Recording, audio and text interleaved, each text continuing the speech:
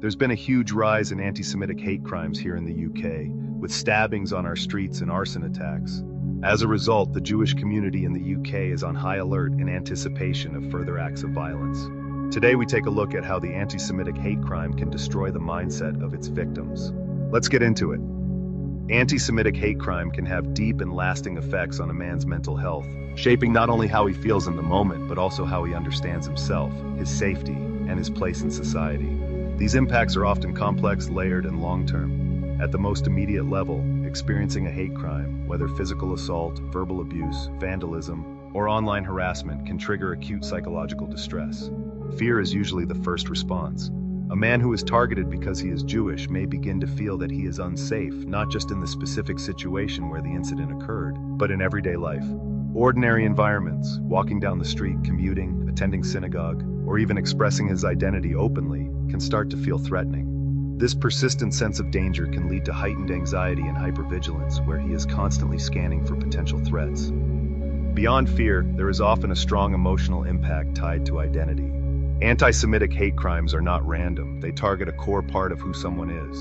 This can lead to feelings of humiliation, anger, and isolation. A man may struggle with questions like, why me, or am I safe being who I am? In some cases, he may feel pressure to hide visible signs of his identity, such as religious clothing or symbols, which can create internal conflict and a sense of loss or disconnection from his community and beliefs.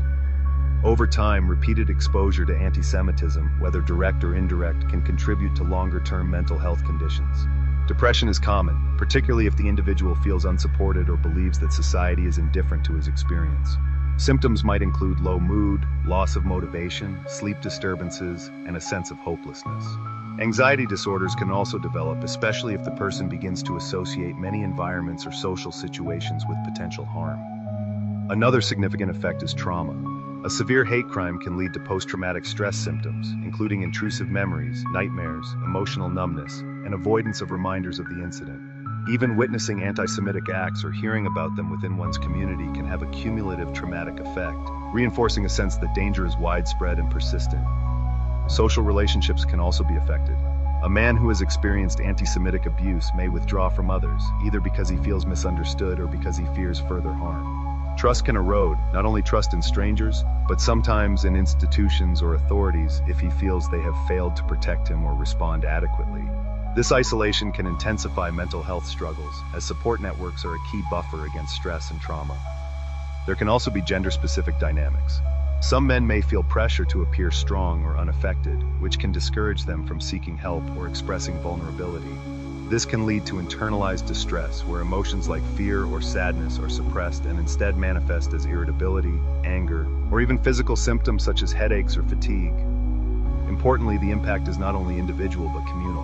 Anti-Semitic hate crimes can create a shared sense of threat within Jewish communities, reinforcing collective anxiety and grief. For an individual man, this means that his personal experience is intertwined with a broader narrative of historical and ongoing persecution, which can deepen the emotional weight of the incident. However, it's also important to recognize that people can and do recover, especially with the right support. Access to mental health care, strong community connections, and a sense of solidarity can help mitigate the impact. Speaking openly about experiences, whether in therapy or within trusted networks, can reduce isolation and support healing. In summary, anti-Semitic hate crime affects mental health on multiple levels: immediate emotional distress, long-term psychological conditions, identity conflict, and social withdrawal. Understanding these effects is essential not only for supporting individuals who are targeted, but also for addressing the broader societal harm caused by hate. Hate crime of any sort is unacceptable in today's modern society. We call for this senseless violence to stop.